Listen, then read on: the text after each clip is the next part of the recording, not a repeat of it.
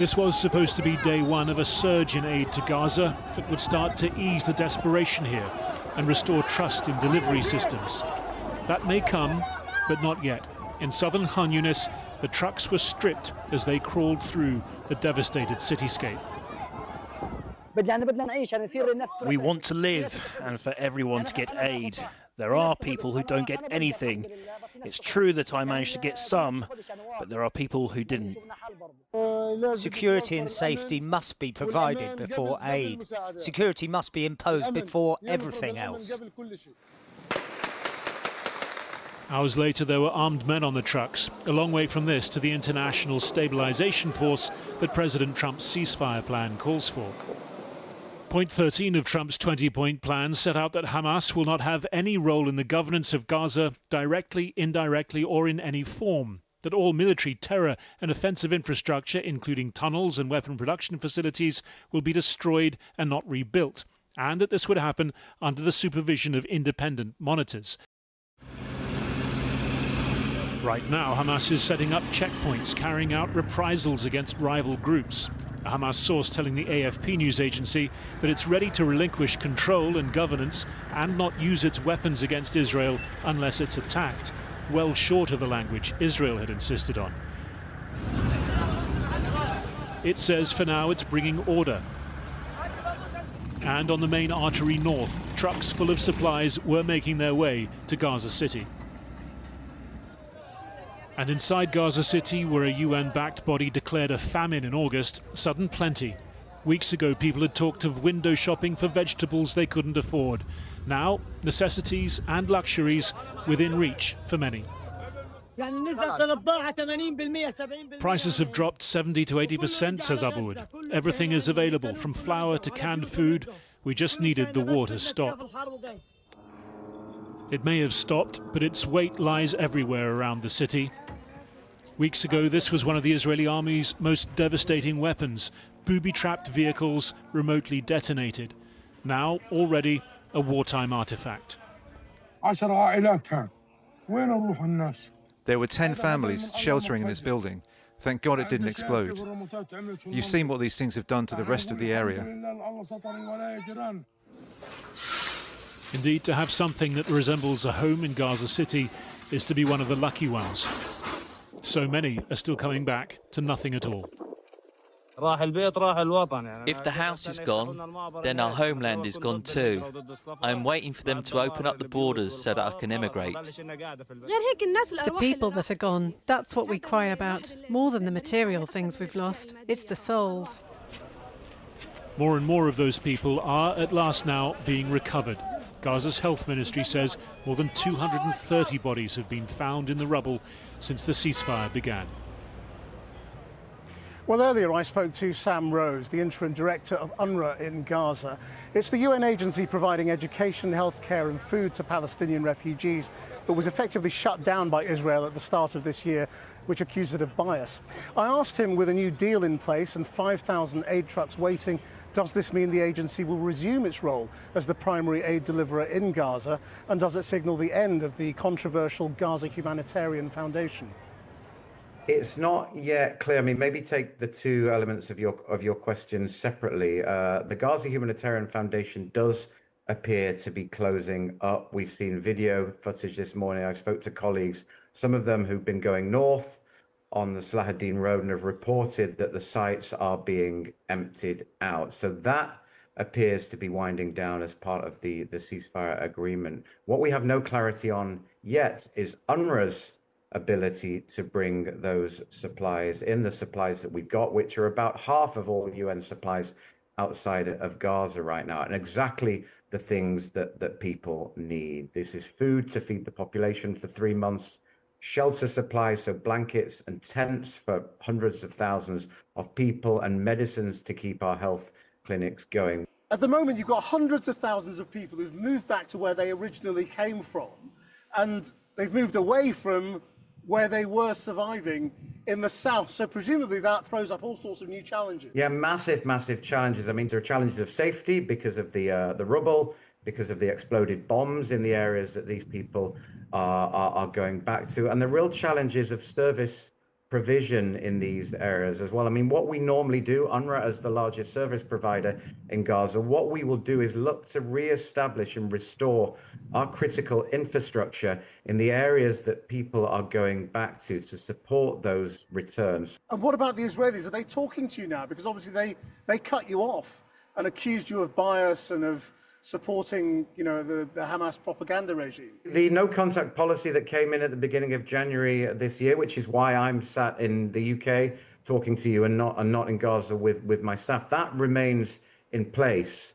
So no, we do not have direct channels of communication with the Israeli authorities. That all takes place not even through third parties. Throughout all of this, many of our services have continued. The distributions have stopped. We've not been able to bring our supplies in, but the public health care, the vaccinations, the water production, the garbage collection, all the things that keep people alive alongside the humanitarian supplies, those have been permitted to continue. The details that we have in front of us right now are very, very scant in terms of what we're going to be allowed to do. We're all waiting, we're all hoping, but the reconstruction, the recovery, the physical recovery, the psychological recovery, the coming to terms and processing with everything that everyone has lost over these past 2 years is immense. Sam Rose, thank you very much. Thank you. Well, I'm joined now by our Foreign Affairs correspondent, Porrick O'Brien. This is a very intricate and complex next few hours that this land is going to go through. Give us a sense of what's happening. Absolutely. Well, the first thing I think that's going to happen, once those images of released hostages start coming through on the screens here, cue very public celebrations, as you'd expect. A different picture in Gaza and the West Bank. So let's look at Gaza first of all. Once the Israeli hostages are released, 1,700 people will be returned to Gaza. Now, many of them have been held without charge. They will return to utterly destroyed homes. Now let's look at the West Bank. That's a more complicated picture. So this concerns the list of 250 that will be released. Around half of those people will be deported. The other half will return to the West Bank. They're people that are serving sometimes multiple life sentences for killing Israeli civilians. And the IDF and the police have prohibited any sort of public celebrations in the West Bank. But tonight, the focus of this country, Israel, will be here. The clock at Hostages Square, the agony counted in days and hours and seconds. And soon, for the people here, this clock will stop. I feel a lot of feelings right now. I think it's beautiful and also scary at the same time. We know that we need to wait until this moment happens. This place may revert to its old name, Museum Square. But today is not about antiquity, it's about an almost unbearable, poignant present. The Israeli government spokesperson in the last few hours. The release of our hostages will begin early Monday morning. We are expecting all 20 of our living hostages to be released together at one time to the Red Cross. All the parts are in place. Helicopters at the Reem military base in southern Israel, where hostages will receive an initial medical checkup, then taken to a number of hospitals in Tel Aviv. For Palestinian prisoners and detainees, buses lined up this morning at Offer prison in the West Bank in preparation for the largest prisoner exchange in years. A lot could still go wrong, but it's beginning to look like the hostages will be released before Donald Trump arrives in the morning. And across the country, preparations underway, from the billboards to the bin men. You don't know until you see these people alive, but thank God we expect to see them alive here in the next 24 hours, probably early tomorrow morning, U.S. time, which will be later in the day, of course, in Israel. Tomorrow morning, the U.S. president will arrive in Israel. He's then expected to meet with the hostages' families, reportedly in Israel's parliament building. He will then deliver his remarks to the Knesset. Following his speech, Donald Trump will head to Egypt. There'll be a summit to finalise an agreement aimed at ending the war in Gaza. It will be attended by more than 20 world leaders, including Keir Starmer, and chaired by the Egyptian president. Hamas will not attend, and neither will the Palestinian Authority, according to reports. A signing ceremony will take place of the Middle East peace plan. Shortly after that, Donald Trump is expected to depart from Egypt and return to the White House. Last night on the square, they booed Benjamin Netanyahu. And there is a reckoning coming. But for now, the final intake of breath before the rejoicing. Well, I'm joined now by Tova Lazaroff, former deputy managing editor of the Jerusalem Post. Give me a sense of how emotional tonight is going to be for millions of Israelis. It's going to be so emotional. I mean, these are 20 people that they thought were never going to come home.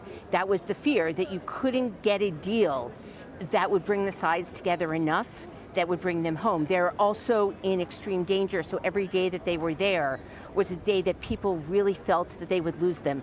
These are the last of the hostages. Every other time when you had a deal, it was exciting to see them, and the whole time you knew, but there were other people there. If you remember those 2 hostages that were taken to the ceremony, they watched it, but then they weren't released, right? Everybody's heart was with them, and they knew that there were families that were still sitting there, knowing that their loved ones were still in danger. And finally, well, two finals. It isn't something that just happened because Trump and Netanyahu and Hamas got together, although for sure that's what brought it over the finish line. The families worked for this. They traveled all around the world. They met with world leaders. People, they felt they were not prioritized for a long time. Exactly. Yes. So this was a campaign that they felt they did. That's why last night in Hostage Square, when people mentioned Netanyahu, people really booed because they felt that they hadn't prioritized him. But it wasn't. Just answer this on that. Wait. Some people say that was just a Tel Aviv thing. It's left wing. Do you think that was a national sentiment? I think look, he's still polling at the top. Let's not forget that. On the right, he still has a lot of support, but the way it works in Israel, as you know, is like every party doesn't have a majority. I think it's certainly representative of a certain segment and not a small segment. There were 400,000 people here. So I think, but this spot, right where we're standing here, Hostage Square, I mean, this is where people have held demonstrations here every Saturday.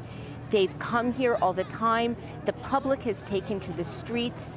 They have rallied for this consistently. This is the end of a 2-year campaign to make a difference and bring these people home and let them know you are not forgotten. And yet, it's not going to be over tomorrow for some families.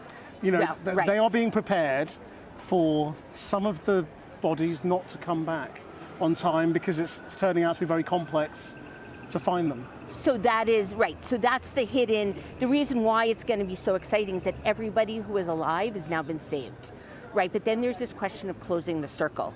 And so for some families, right, they're going to get their loved ones back, albeit they're dead, but they can bury them. And that's a phase in which they then, move forward with their mourning.